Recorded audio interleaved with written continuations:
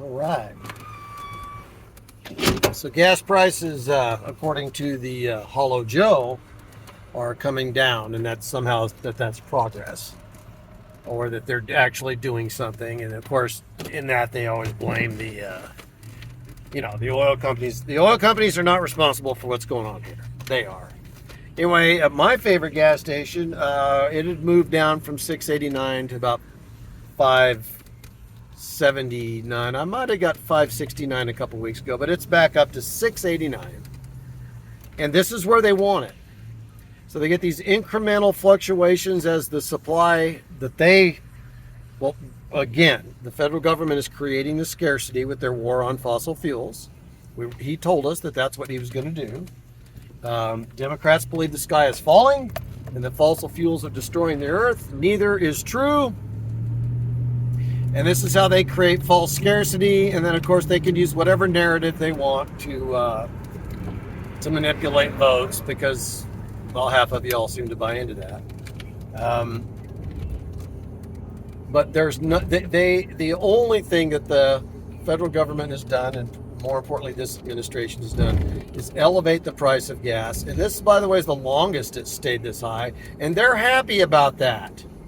Okay? They're going to use their narrative that it's somebody else's fault because that's what they always do. They are pleased that you are stuck on a treadmill of inflation. This includes the food and everything else. They're pleased about this because while we're busy trying to survive, we don't really have time to be organized by their community organizers or whatever. So people are going to vote.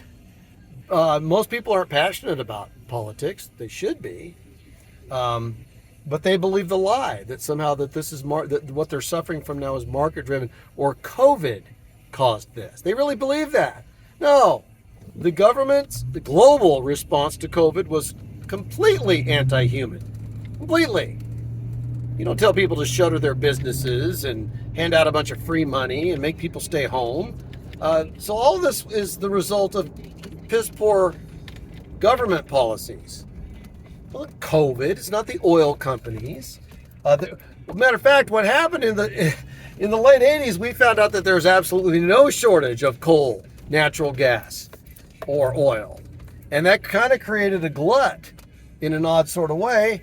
And then, they've been using OPEC and various ways to keep false scarcity in place to keep prices elevated. And yes, the oil companies are certainly complicit in tolerating that and not defending themselves against it. And, their profit margins remain roughly the same. Because energy is the industry that powers all industries. And I'll finish with that. Anytime the government is involved with creating scarcity, and in the case of energy, they are disrupting your life. And in this case, it's being done on purpose. They have no remorse, so don't let them use sound bites to tell you what's going on, because they're not telling you what's going on. Actually, they told you what they were going to do before they got elected, and they're keeping their promises.